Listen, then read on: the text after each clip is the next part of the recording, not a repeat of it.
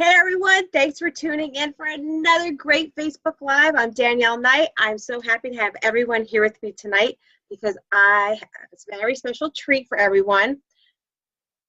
Dr. Jenna Copper is with us tonight, and I'm so happy because Jenna and I have been on this journey together for quite some time using technology in our classroom, and she's got these really great hacks that she's going to share with us tonight on how to grade inside the Google Classroom without extensions, which I don't believe, by the way, that you have like these really cool. Believe it. Yes, believe it, right? Yeah.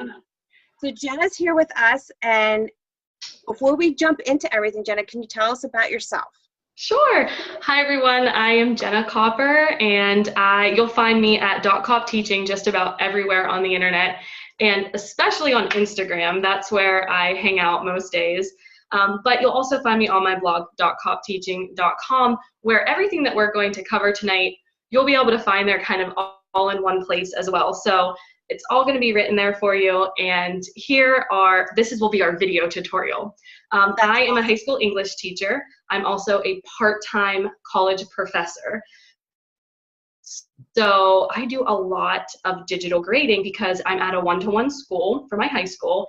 And my college classroom right now is a digital classroom. I'm currently teaching entirely online courses since I had Camilla 2 years ago. So I'm also the mother of 2 daughters, a 5-year-old and a 2-year-old.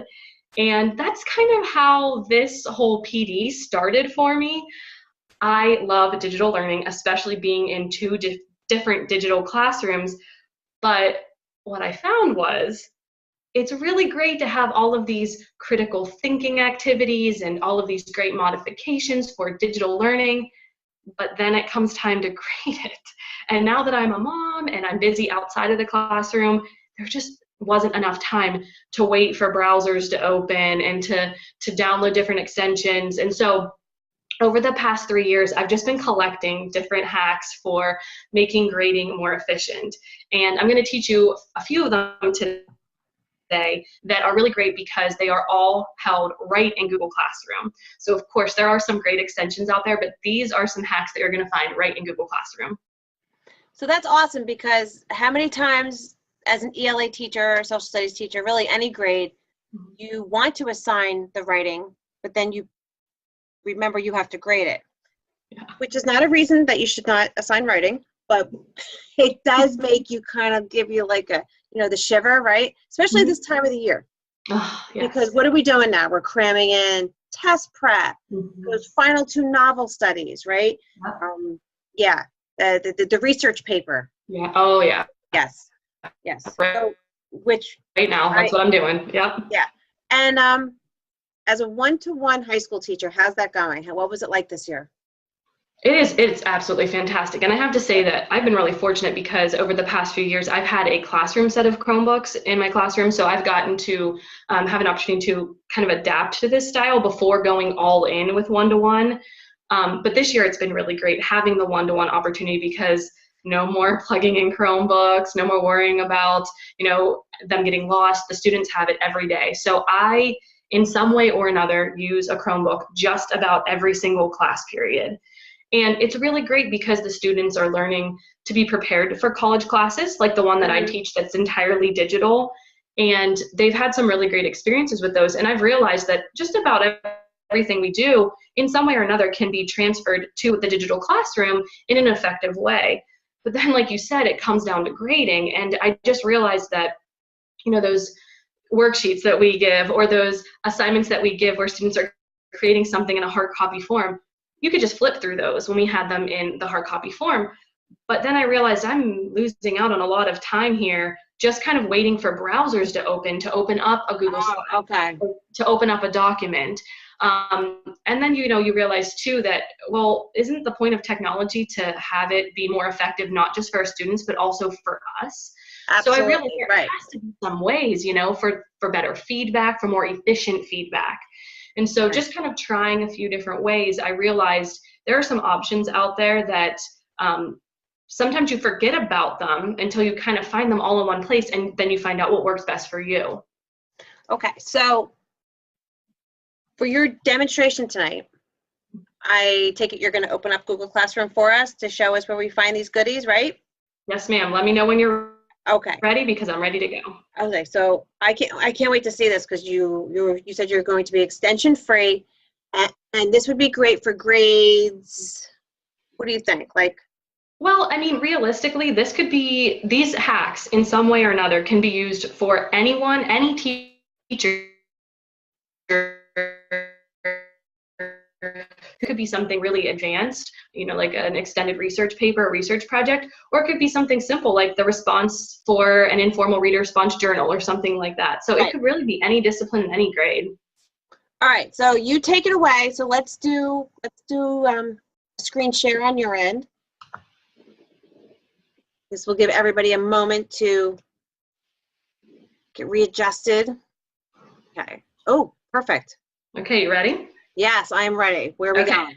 So the first thing that I have talked to some of my staff members about when I've done PD on this in the past has been that the first thing that you need to do is really assess what type of assignment you're giving your students in light of how you want to give them feedback. So it's not just about how you want to grade it. Now, obviously that should be a consideration because you want to be efficient in your grading, but it's how you want to give feedback for whatever assignment you're giving. So I often tell teachers that that's something that we overlook. We just automatically assign a Google Doc or we automatically assign a Google slide. And sometimes it might make sense to do something in a different fashion. So I always start off just by reminding teachers that we have this great option for create a question. And this is really a good option, especially for teachers who do assign a lot of informal writing. So a bell ringer journal would be great for this, or you could even do some sort of exit assignment or exit ticket that would work in this fashion. So essentially, all you have to do for this is click on the plus sign and the create a question button. And then from here, you are going to have an assignment that looks very similar to what you see here. Mm-hmm. And as some fake students in this fake classroom that I set up, I went ahead and answered that question. So you can see what this looks like, because this, I easily could have just asked them to fill out a doc and upload a doc. But you know what that would have meant? That would have meant opening up a bunch of different documents. Because of the nature of what I would be asking here, let's say it's a bell ringer, I could just have students answer in this discussion board question, and I can reply to them all in one window. And so I can post my answers right in here without ever having to open another window. So this is just a really simple solution to start off with, because obviously we forget about this sometimes. The nature of the Google Classroom assignments would be through Google Slides or Google Docs. So this option is there just to remind people that you don't have to always use a Google Slide or a Google Doc depending on the nature of your assignment, especially if it's something informal. Okay, so that's an easy solution. So show us how you got here again. Okay. So I simply click on, in my Google Classroom, I click on the plus sign, and then I click on create a question. Yeah, okay. You can see it right there. And then from here, I can ask any question that I want. I can provide students with a brief set of instructions. Maybe you have a particular word minimum in mind or a number of sentences in mind. And then you can also instruct students to respond to other students. You could give them this option, or you can take it away. And you also can give students the options of editing their answers. So it's just a really quick way to offer an informal type of writing assignment. And it's a really easy way for you to provide feedback for each student. So let's say, for example, you want to give students feedback on a thesis statement.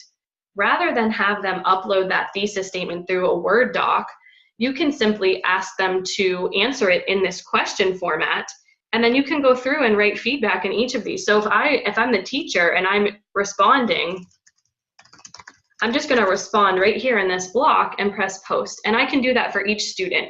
I don't have to open up a new window. I can do this right in a row, and you'll just keep scrolling as many students as there are in the class, and you can respond right in there. They can actually reply back to you, which is nice as well. So I just like to start off with that as an easy way to remember to think about what type of feedback you want to give your students. Okay. Do they see each other's? They can. So it just depends on the options that you do when you first give the assignment. Yeah. But yes, they generally speaking can see each other's responses. So you want to be careful about what type of assessment that you're giving with this one. Okay. Obviously, if anonymity is an issue here, you want to make sure that you use another form. You set that. Yeah. Wow, that's easier. So because I got to tell you, before we started, I thought you were going to be opening up a Google Doc. Great. We are going there next because that is Google Slides are what I use predominantly. So that's what we'll be going next. Oh my God. So how many people are going to be doing it this way? So yeah, I know I am. That's a great bell ringer, by the way. Create the question, answer right away. Boom, you get it. Wow. Okay. Okay. So this is another one of my favorite tricks for grading something that you are, quote, spot checking. You know that we do this a lot with hard copies. Maybe we're looking for something particular, some sort of particular feedback. If you're assessing whether or not the students did the assignment and you don't feel like opening up all those windows for your Google Slides or for your Google Doc. So this is a trick. It's called grading in preview mode. Okay. And it's actually really simple to get into. If you go to your About slide in Google Classroom, you'll find access to your class drive folder right over on the left-hand side of your screen. And you can also access this from your Google Drive, which also is convenient as well because you can get into this from Drive as well. So once you get into this, you can essentially open up an assignment, any assignment that you've given. You're going to see a bunch of folders here for every assignment that you have uploaded through Google Classroom. It could be slides, it could be Google Docs. When I click on this, it is going to bring up all of my students' responses. So again, if this were slides, you would have a bunch of Google Slides as well. Now, your instinct is to want to click on this and open up the doc, but I'm going to ask that you don't do that, and instead you're going to right-click and you're going to open it up in preview mode.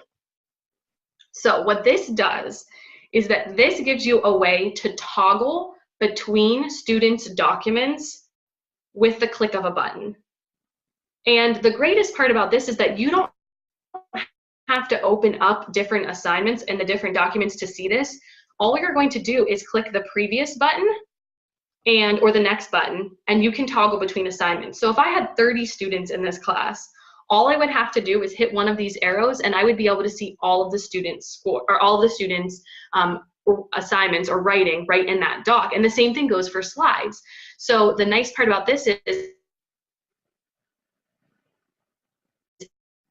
if there were more pages, you would have an option here just to scroll within this document to see the additional pages.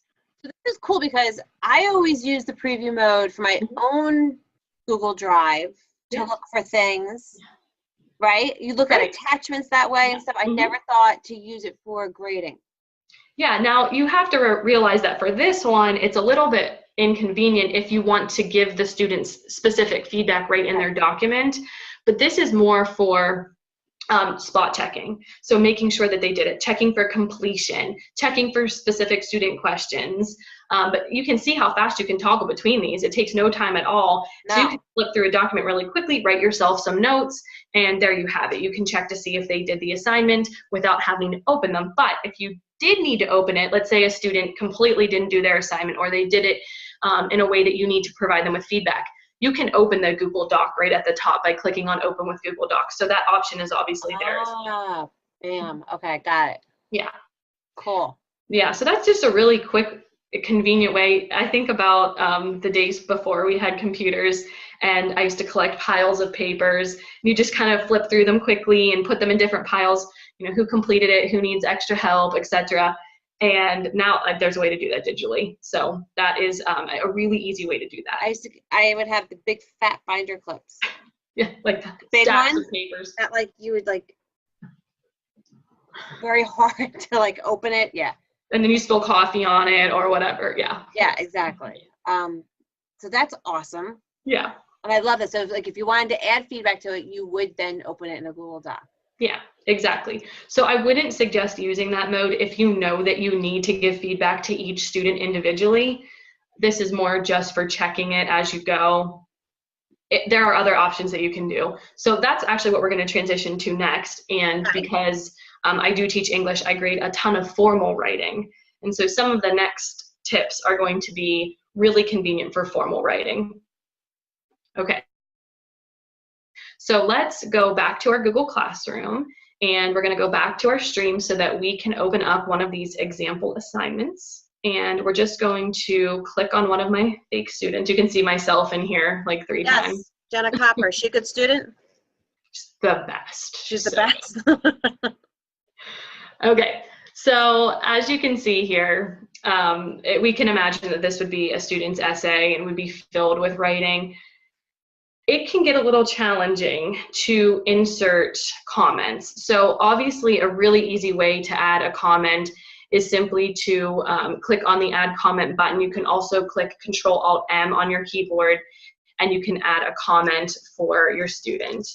And they can reply, they can see it. It works out really good. The problem with that, though, is that you often find yourselves, especially when you're grading formal writing, answering or replying with the same type of feedback and comments. So there are some hacks that we can use to make this a little bit easier. And I always tell people, these are just ideas. You really have to try them and see what's best for you. So my favorite one to start with is the text replacement option. And essentially what that does is you are going to come up with your own set of text replacements. And when you type a certain word, you are going to have a specific text replacement that's going to come up. And what you're going to do is make it a comment that you are used to saying in relation to that text replacement. So this is something that you can do in Tools. You're going to click on the Tools tab, and then you're going to click on Preferences. Now you only have to do this one time, and once you have this set up, you have it set up. And essentially the goal is that you have text replacements for all of the comments that you have to use over and over again. So you can see that I made one down here. I wrote topic sentence 1 as my text replacement. Every time that I click topic sentence 1, this comment is going to show up. Use a topic sentence, blah, blah, blah, blah, blah.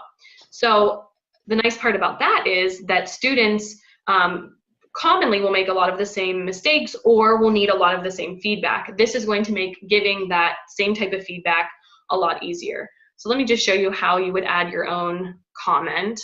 So we're gonna put CS1. I personally like to put numbers with them so that it doesn't accidentally make a text replacement for something that you don't want to have a text replacement for. Right, that's good. That's a good idea. You know, and I remember it. I know there's always a 1 after them. So let's say that this one is for comma splice. Comma splice, then I would use CS1 to whenever there's a comma splice. And I'm going to put my comment in here. So whatever I would want to give to the students to tell them to correct it. You could even put a hyperlink in there if you want to hyperlink this to another source or a YouTube video that explains comma slice, but your comment would go in here. And again, you can make it as long as you want. When you're finished adding these, and again, you can edit them if you want. You can kind of find how it works for you and then edit it accordingly. And essentially then, when you're ready to start grading, the most important thing is that you want this to be in suggesting mode.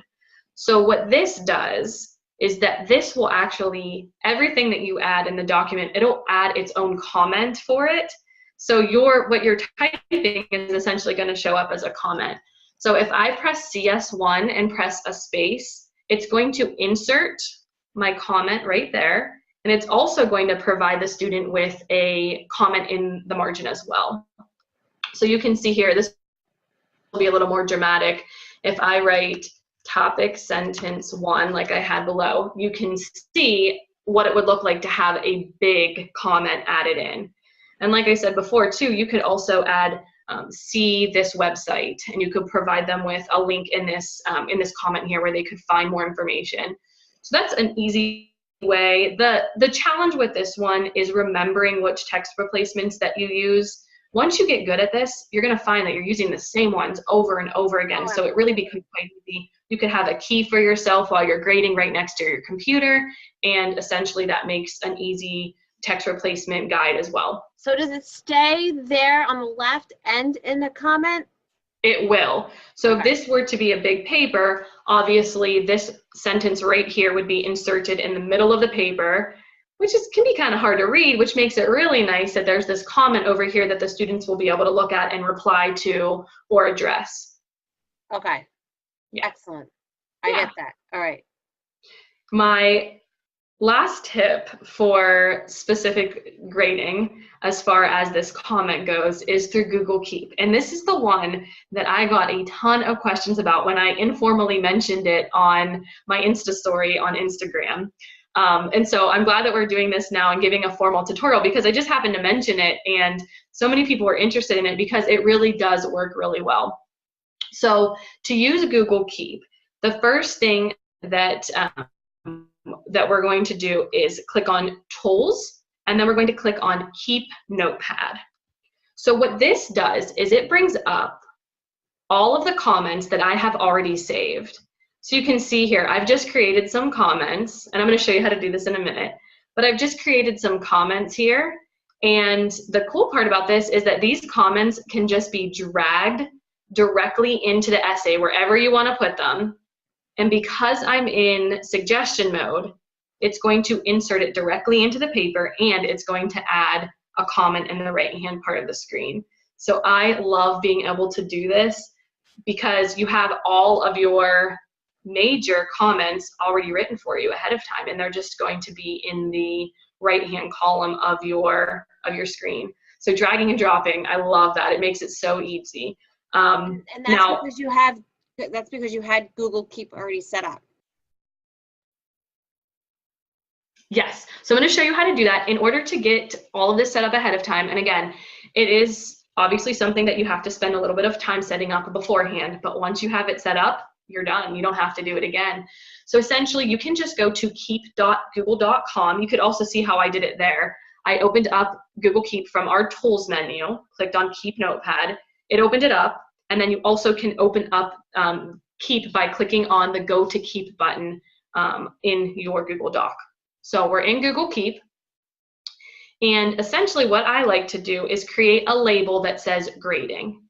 Now you can have all of these different labels. You can see here, I don't have one set up for this particular fake Google Classroom, but on my personal one, I might have some notes that I like to take for personal things, for work, reminders.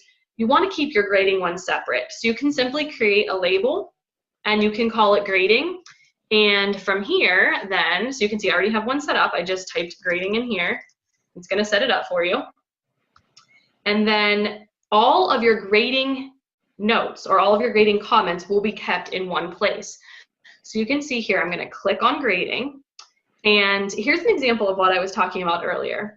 This note right here says citation.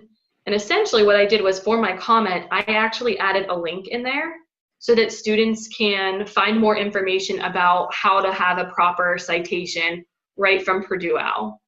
And so making these is pretty simple, and you can adjust it as you go. You can add new ones whenever you need to. You can even delete some if you realize you don't need them. You simply give it a title. So I like to give it a title that's related to whatever I am particularly making a comment for. And then you're going to put your note. And in the note, that's the comment that you're going to give to your students. It's the common feedback that you want to give and that you want to be able to drag and drop.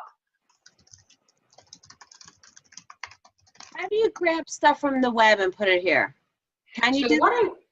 Yeah, it's actually really simple, because I would go to somewhere like Purdue OWL, and let's say I want to link up Purdue OWL. I'm simply going to copy this URL, and I just highlight it and then do a Control-C, bring it back to my Google Keep pad, and I'm just going to paste it right in there with a Control-V, and it's going to hyperlink for me. And essentially then you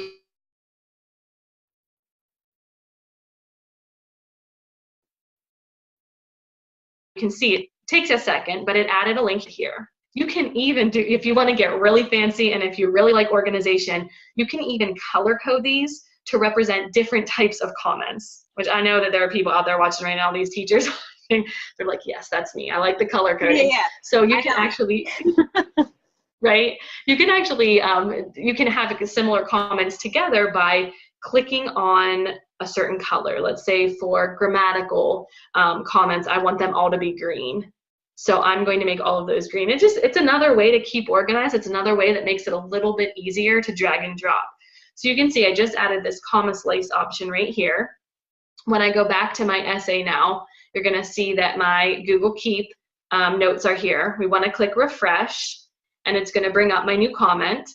And then I'm already in suggestion mode, so I'm simply going to drag and drop, and there's my new comment. It's all in there. You have your hyperlink in there, and you have your comment. So this has been really, really effective for me. I just graded AP Language and Composition research papers. They were anywhere from like 10 to 20 pages. This was fantastic because I didn't have to over and over again explain common mistakes. Put your period, on the outside of your citation. I just wrote it one time and I dragged and dropped, and there you go, and you have it. And I also think it's important to make it very intentional when you are creating. Let's see, where did this go? When you are creating your Google Keep notes, it can be really helpful to watch your wording. And this is something I got from grading my college papers.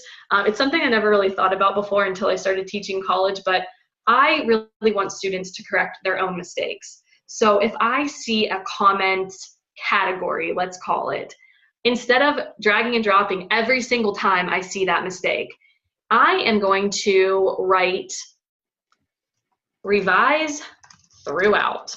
And those little words are so helpful because I'm indicating one place where I see this mistake.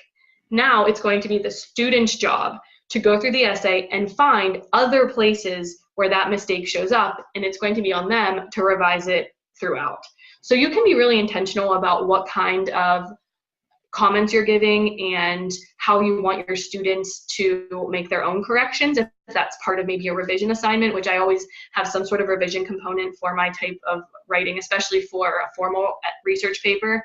So that's an option as well. And you can see here at my other options, I always have something related to revise throughout.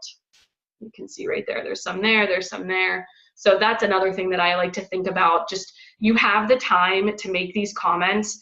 Do it one time, do it up front, spend the time, making your words really intentional, and then you're done. It's ready to go for you, and you can just drag and drop when it comes time to grade. Can you go again from here to there? There we go. So okay, so let's close that. You went to tools. Okay, so this is like, okay, I'm ready to grade this essay. In fact, we can even look at another essay. Let's look at our other example essay. So from here, okay, I'm ready to grade this now. Step number 1 would be that we want this in suggestion mode, not editing mode. We don't want to make changes without the students being able to see what we changed. The first things first is suggestion mode. Okay. The next step is to go to tools. Okay. And then keep notepad. And that will pull up your keep notepad. Oh, that's your keep notepad. Got it. Okay. Yeah, this is my keep notepad. And then you can see here that you have all of my grading labels right in there. And you can, from here, when I realize that there's a mistake, I am simply going to drag and drop wherever that comment needs to go. And you can see it show up right in the middle of your paper. Oops, that says splice, but you got it, comma splice. Well, actually, you can see that here. You can see I made a typo. So all I have to do if I want to edit it is go back to my Google Keep notepad, and I can edit that really simply. I just click on it. We don't want that to say comma slice. We want it to say splice. So I can change it right there. My students wouldn't notice the difference. Yeah. Honestly, I probably wouldn't notice either. So, whatever. But the nice thing is that, you can change these things as you go. Oh, yeah. And, that's the nice thing. So when and it updated it? As soon as I click the refresh button, it'll update it for me. Oh, yeah. That's great. Yeah. So there are more tips that we could share. If you want to take it out of Google Classroom, you have some specific different add-ons and extensions that I've found that work really well too. Doctopus and Gubrick are some popular ones for grading and grading with a rubric. Pull the Paragraph is another popular extension, and you can find different tutorials on those, in different places. But I particularly like these tips just because you don't actually have to leave, your Google Classroom. Essentially, you're still within the Google Classroom and you're still within your student's assignment without having to necessarily add anything else on. And I like that the Google Keep is right in your tools, so it's easy to access. You don't actually have to download anything there. So you mentioned earlier that all your classes are on Chromebook. Mm-hmm. How would this go for someone on a tablet? Well, I can't speak specifically to an iPad, but I do know that a lot of my students use their computer or their cell phones, their smartphone for this. And in fact, just the other day, I had students who were looking at the results of their research paper. I finished grading. I handed it back through Google Classroom. I gave it back to them, and they opened it up, and they were able to address every single comment right from Google Classroom, right from their smartphone. So I can't imagine that it would be too much different, but I usually use my laptop or a Chromebook. So yeah, so do I. But I have the tablets, and yeah. I find though when I work in the Google apps, Mm-hmm. I like to do it on my laptop. Yeah, me too. But I think the thing is for this, as long as even if you're on an iPad, I do have an iPad Pro that I use for personal stuff. And you and I are in the iPad Pro club, right? Yes, exactly. Oh, love it. So, the thing is, if you're going to use Safari, you might have some problems, but if you download Chrome, you should be able to use this stuff just as well. Okay. Yeah. Isn't it amazing watching your students work on their phones? Oh, at first I thought this is going to be a problem. They have their phones out, but it's true. I mean, they know how to do it. It works. And I love it's this tiny little screen, and I see them doing assignments, I know, but it's so small. I'm looking at mine, I'm like, I've seen kids work on theirs too, and I'm like, really? You're doing your spelling homework on your phone? But I know they'll zoom in on like a Google slide. They'll zoom in so much, and you can see like one word at a time. But somehow they get it done, and it's usually pretty well done. I don't know how they do it. Okay, I know. You and I see the same things. Yeah. Okay. Mm-hmm. So do we have anything else? Well, those are my 4 main tips. And like I said, if you head over to my blog, .copteaching.com, I do have a post that shares kind of a summary of what I talked about today. And you'll also see some other tips there as well. And that's something that I'm planning on updating as we go. In fact, I just got an email from our technology coach today that was talking about something similar to Google Keep. It's called a permanent clipboard. And it can be used similarly. Writing this down. Hold on. Permanent clipboard. And it can be used really similarly to Google Keep. So that's the next thing that I'm going to be investigating. And I will keep you posted on my blog with that, and I'll certainly update my blog if that's something that I think could work in conjunction with this or could work as an alternative to this. So things are always changing. I think that's the beauty of it, and my message to teachers is always, these are just options. You have to try them and find out what's best for you. It does take a little bit of time investment up front, but once you've tried it a few times, you'll find what works for you, and you'll find what makes you most productive. And that's really the goal here, is just to try different things and find out what works best for you. That's such good advice. I love using that advice in the classroom, in business. Mm-hmm. Don't let someone tell you you need all these tools. Find the tools that are best for you, right? Don't get not bamboozled, but just don't get like overwhelmed by going to an awesome PD where they show you 20 apps and then you go home and you're like, oh my God, what am I going to do? Find what works best for you. Then I love that. Thank you so much. Well, thank you for having me. You'll be back with me again. Okay. I don't know about this school year, but definitely before next school year, we'll do something. Okay, that sounds good. I want to do something with tech again. That's right. And maybe you'll come back and talk about the permanent clipboard. Yes, we will. I'm gonna check that out this week. That's on my to-do list. I'd love to talk to you about your experiences teaching college. I think that's awesome. Yes. Not too many people know that about you. I think that's a great thing. As a matter of fact, what I say to you the other day, I thought you taught college. You're like, no, I'm a part-time. It's been, and I've had a lot of really interesting experiences that have really helped me as a high school teacher.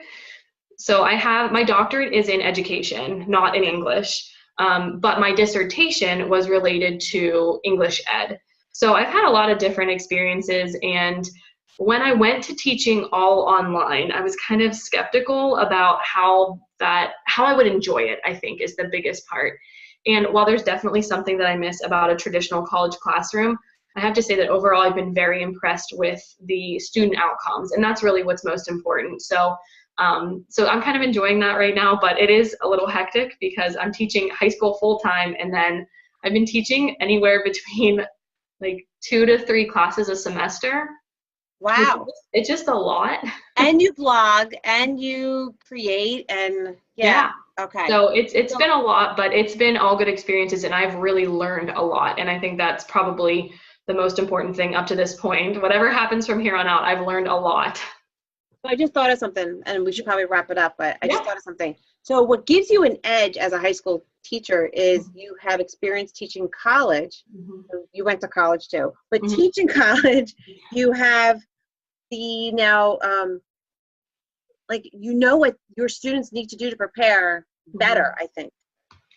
I think that's been probably the best part of teaching the college classes, because I'm teaching in the literature department. So I'm teaching literature courses, and I've also taught some of the maybe like freshman argument and research type courses, some of those general studies courses that almost every student needs. Seeing it on both ends has been really, really good, because I know what those kids need, but I feel really empowered to help those students when I have them in high school. And I'm really impressed by the high school students. Overwhelmingly, you hear things like they're not prepared for college, they're always on their phones, they're not gonna be able to concentrate. But overwhelmingly, I've been really impressed by the students. So it's been a good experience. Well, they're so lucky to have you. I wish I had an English teacher like you. Thank you. Yeah, because I decided to be the teacher that I didn't have. Yeah, I know. That was like that was inspiration. If anything good came out of that. I understand, yeah. Okay, so thank you so much. I hope everyone enjoyed being with Jenna tonight, and I hope these hacks will definitely help you no matter when you are in the school year. You can try something new, especially now. Maybe try something new to get excited again. I don't know. Wishful thinking, right? Give me something exciting. Give me some excitement. Something to save you time. Yeah. So as always, this Facebook Live will be formatted for YouTube, and I'm going to get us onto the podcast, Jenna. And Jenna's going to drop her links in the comments, and she will stick around and answer questions if you have them.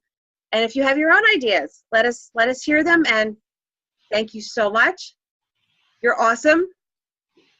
Thank you. Have a great night, everyone. Thank you.